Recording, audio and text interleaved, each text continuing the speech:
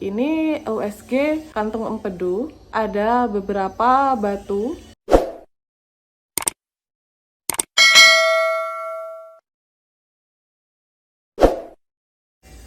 Assalamualaikum, apa kabar semuanya? Kembali lagi di channel YouTube Rustida Yulivia.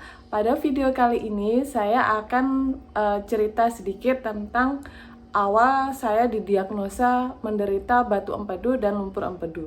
Simak terus videonya sampai akhir ya. Cerita awalnya, waktu itu sakitnya nggak sengaja sih. Jadi ketika saya pulang dari rumah suami ke kampung halaman saya, ketika pagi hari saya merasakan demam biasa.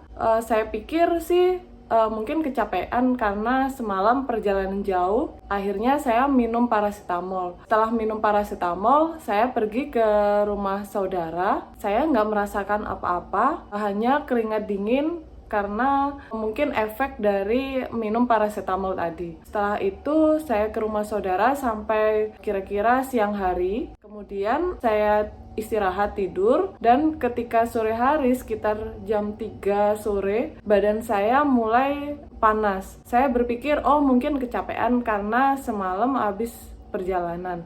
Saya minum paracetamol lagi, kemudian saya mencoba tidur. Tapi waktu itu karena suhunya memang tinggi sekitar 39,9 derajat Celcius, saya tidak nyenyak tidurnya. Untuk dibuat makan pun susah, saya merasakan mual. Ketika jam 6 sore saya makan tuh muntah-muntah dan panasnya masih belum turun.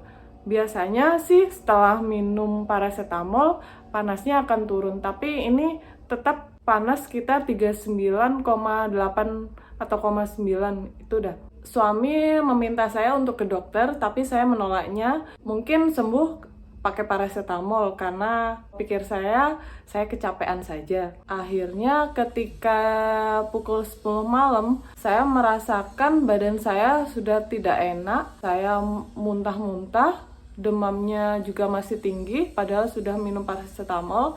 Akhirnya saya bergegas ke UGD, ke rumah sakit terdekat. Setelah di UGD, dipasang infus dan diambil darah untuk dicek darah.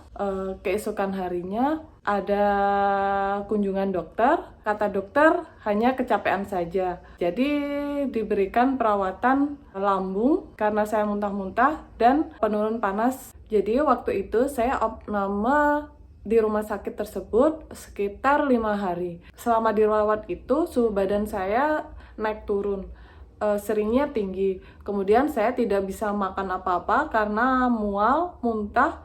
Jadi untuk makan nasi pun saya tidak bisa. Terus akhirnya saya hanya bisa minum air putih dingin yang dari kulkas sama buah.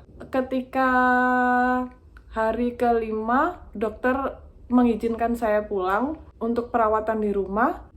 Sambil menunggu administrasi, infus saya dilepas, tapi ketika dilepas suhu saya tinggi. Berhubung administrasi sudah beres semua, akhirnya saya pulang. Ketika di rumah, demam saya tinggi, kemudian muncul bintik-bintik merah. Saya berpikir apa ini demam berdarah.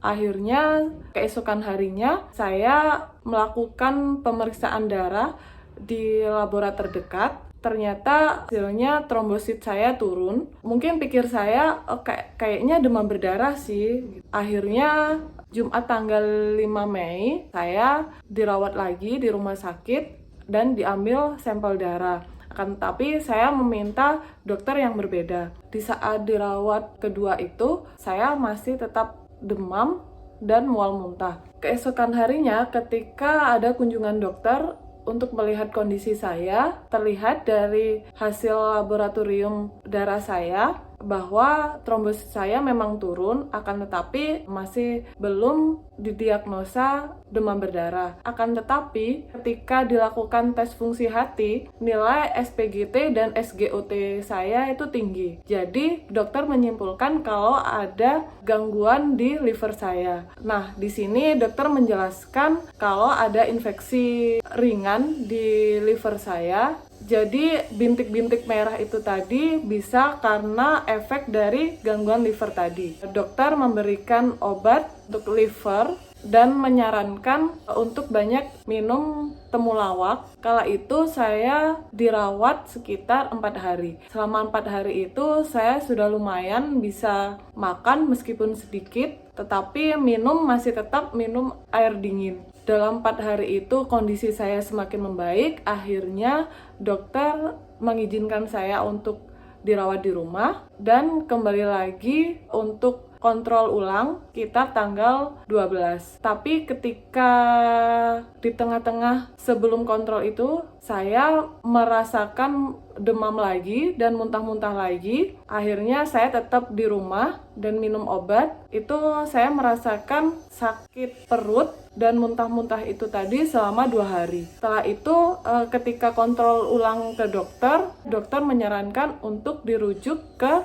rumah sakit daerah yang lebih besar karena di sana peralatannya lebih lengkap untuk melihat kondisi saya selanjutnya. Akhirnya hari Sabtu tanggal 13 Mei saya dirawat lagi di rumah sakit berbeda. Di sana ketika di IGD saya bertemu dokter jaga IGD dan menceritakan kalau saya dirujuk dari rumah sakit sebelumnya oleh dokter yang sama yang ada di rumah sakit daerah sini. Setelah itu dilakukan pemeriksaan USG. Setelah di USG saya ditaruh di ruang rawat inap. Ternyata keesokan harinya ketika dokter datang saya menderita batu empedu kalau dilihat dari hasil USG. Bisa dilihat ini USG kantung empedu. Dari hasil USG ini diketahui bahwa ada beberapa batu yang ukurannya sekitar 4 mm. Nah, dengan ukuran yang seperti ini, dokter memberikan 2 pilihan. Untuk pilihan pertama yaitu diterapi dengan obat, tapi dengan obat ini tidak langsung hilang, membutuhkan waktu, kita harus sabar seperti itu. Sedangkan opsi yang kedua itu dokter menyarankan untuk operasi, tapi berhubung katanya saya masih muda, jadi eman-eman kalau dioperasi, jadi dokter menyarankan untuk terapi obat terlebih dahulu. Akan tetapi dokter memberitahu kalau terapi dengan obat membutuhkan waktu yang agak lama, jadi saya harus sabar. Setelah dirawat ini, saya merasakan kondisi saya semakin membaik karena sudah tahu atau sudah jelas diagnosa sakitnya apa, obatnya juga sudah jelas untuk sakit apa. Jadi ketika dirawat yang ketiga kalinya ini, kondisi saya sudah lebih baik, sudah bisa makan, sudah bisa minum, tidak demam lagi. Jadi saya dirawat sekitar 4 hari dan dokter izinkan saya untuk pulang setelah 4 hari